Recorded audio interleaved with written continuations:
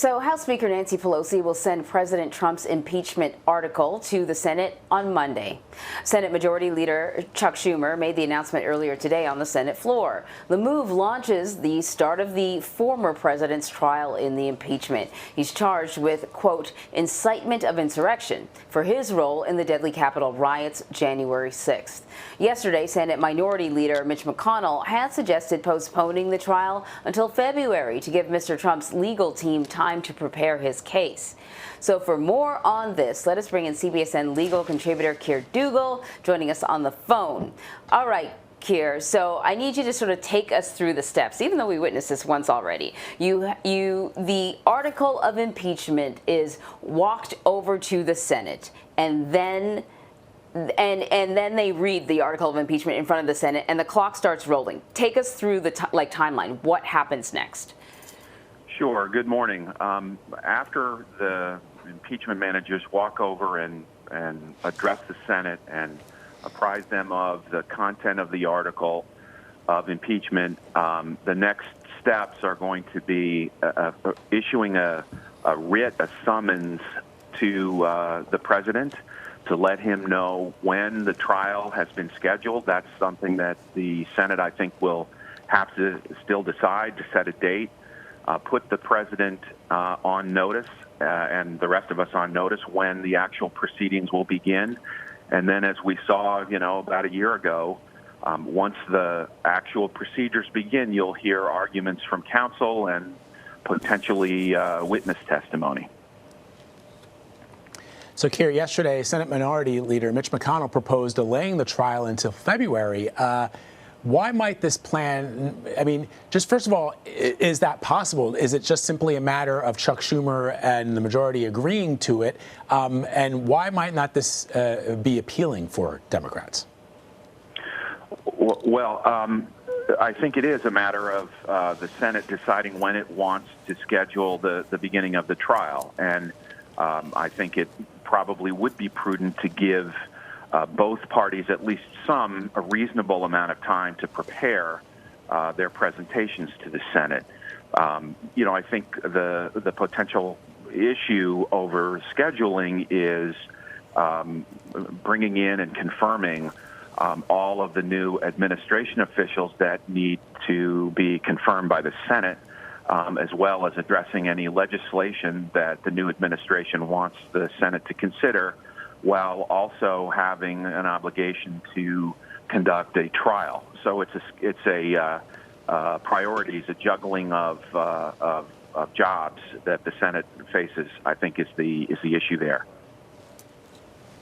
So the former President Trump is the first president to be impeached twice and the first president to face an impeachment trial after he's already left office. So he's citizen Trump now. I'm wondering if any of these factors, if you foresee them having an impact on this trial.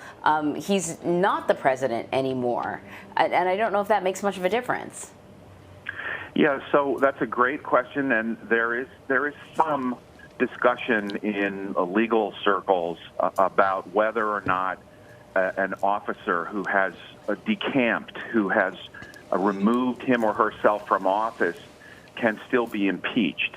I don't believe that's the correct interpretation of the Constitution. Ultimately, the Senate it will decide. The Senate has the sole power of trying impeachments, and so the Senate will decide whether or not it's appropriate to hear this evidence and conduct the trial of President Trump. But remember, an impeachment is not a criminal proceeding. It is a purely political proceeding, and there are two key questions that the Senate decides in an impeachment. One is whether or not an officer should be removed. That question is now mooted by President Trump no longer being in office. But the second question is just as important, and it's key.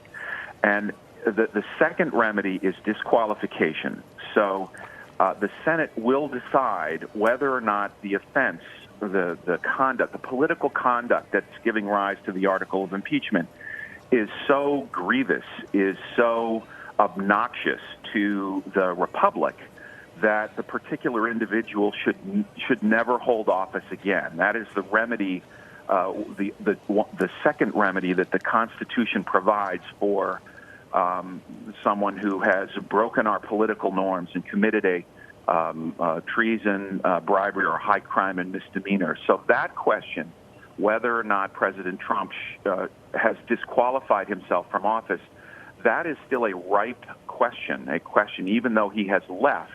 That is a ripe question for the Senate to consider.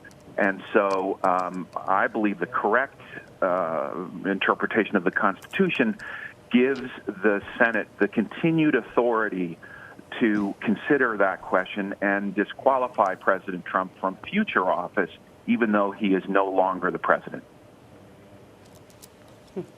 So one of the things, Keir, that the Republicans in the House railed against during the impeachment proceedings in the Congress was the lack of evidence. That during the previous impeachment of President Trump, there were numerous pieces of evidence introduced into the record, including transcripts, and of course you had dozens of witness testimony. But Nancy Pelosi yesterday, in her briefing to the press, indicated that you don't need the type of evidence that was submitted in the first impeachment trial, which was in some instances, left open to interpretation. You're looking at a transcript, and you're supposed to surmise from that transcript what the president was suggesting or not suggesting to the president of Ukraine. She says that the evidence is essentially what we all saw play out on our television screens over the course of several hours on January 6th. And as Anne-Marie pointed out to me earlier during the break, new evidence continues to come out. People continue to release cell phone video, and you're seeing the FBI picking up instances of either photo evidence or video evidence that we hadn't seen before, when we were watching it happen in real time. Is she correct, or will that be enough? I mean, I'm just trying to understand, if you're a lawyer and you're going up against another lawyer and they go, everything that happened is on videotape. What more do you need? What do you say to that? Yeah, so that's the reason why the impeachment article alone isn't enough. That's why there's a two-step process.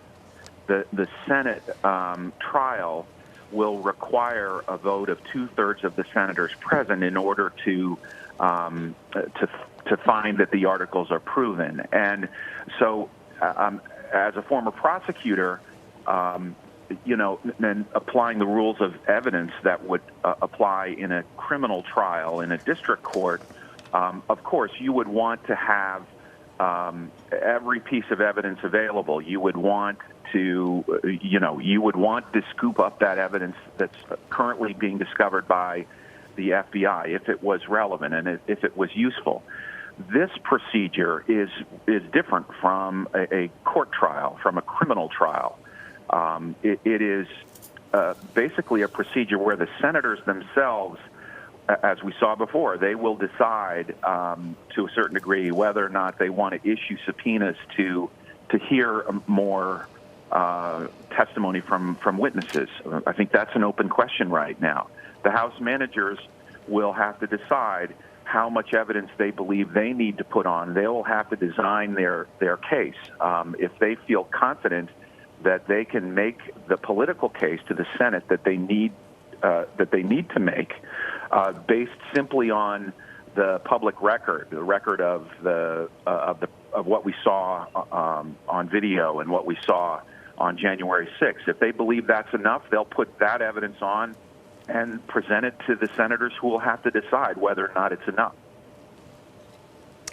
Keir, always great to have you for the help that you provide us in understanding what is happening when it comes to matters of the law. We appreciate it as always, my friend. Thank you. Thank you both.